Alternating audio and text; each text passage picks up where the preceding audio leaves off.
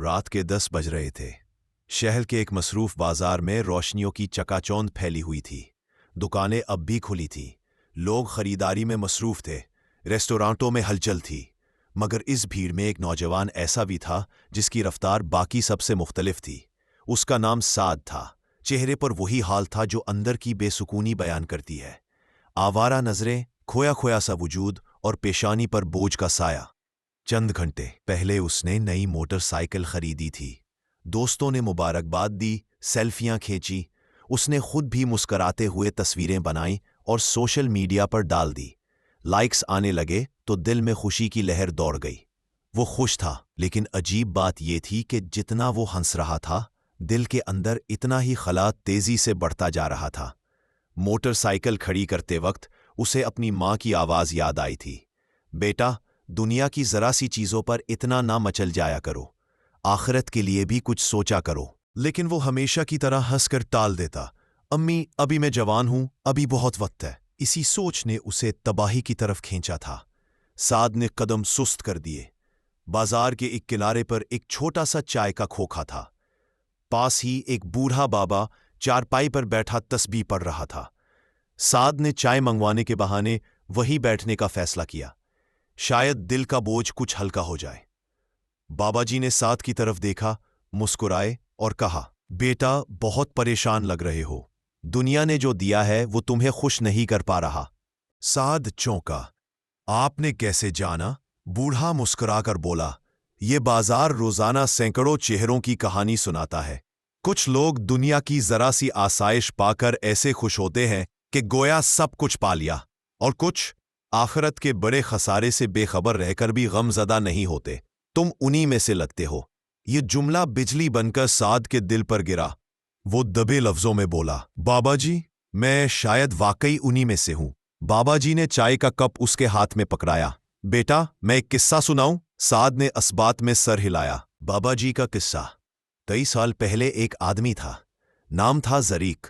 दुनिया उसके कदम चूमती थी। दौलत, शोहरत, दोस्त, रिहाइश, गाड़ियां, सब कुछ था। वो खुद को कामयाब समझता था। लेकिन एक दिन उसकी माँ ने उसे कहा, बेटा, तुम दुनिया की थोड़ी सी चमक पर खुश हो जाते हो, मगर आखिरत की महरूमी तुम्हें उदास नहीं करती। ये बहुत खतरनाक हालत है। जरीक ने भी हंसकर बात टाल दी। वक्त गुजरता गया। एक दिन वो सख्त बीमार हुआ। डॉक्टर ने कहा कि उसे कुछ अरसे आराम की जरूरत है। इस दौरान उसने पहली मर्तबा अपनी जिंदगी को करीब से देखा। कितने लोग उससे फायदा उठाकर चले गए, कितने ताल्लुक महज दुनियावी मफाद पर कायम थे। उसकी दौलत उसके दर्द को कम न कर सकी। उसकी शोहरत उसके बिस्तर के पास ना आ सकी। उसके दोस्तों ने उसे फोन तक न किया। कोई बात नहीं। जब इंसान तन्हा होता है तो दिल की आवाज सबसे ऊंची सुनाई देती है। उसने सोचा, क्या मैंने सारी जिंदगी ऐसी चीजों के लिए भागदौड़ की जो मेरे साथ कब्र में नहीं जाएंगी? एक रात वो अपनी माँ के पास गया और रोते हुए कहा, अम्मी, मैंने जिंदगी बर्बाद कर दी।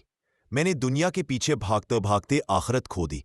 माँ ने उसे गले से लगा लिया और कहा, बेटा, अगर नीयत सच्ची हो तो लौट आने वाले का दरवाजा कभी बंद नहीं होता। जरीक ने इस एक रात के बाद अपनी पूरी जिंदगी बदल दी। बाबा जी ने साद की आंखों में झांका और पूछा, बेटा, जरीक की कहानी तुम्हें कुछ कहती है? साद ने आह भरी, बाबा जी, शायद यही मेरी हालत है। मुझे लगता था कि दुनिया की चंद चीजें मुझे खुशी देंगी, लेकिन दिल तो खाली ही है। साद ने सर झुका लिया। मैं कोशिश करूंगा। नहीं बेटा, कोशिश नहीं, इरादा करो, क्योंकि कोशिश दबाव में टूट जाती है, मगर इरादा बदलकर इंसान को नया जन्म दे देता है। नए सफर की शुरुआत उस रात साद घर लौटा तो पहली मर्तबा उसे अपनी नई मोटरसाइकिल की खुशी बेमायनी लगी। वो अपने कमरे में बैठा देर तक सोचता रहा।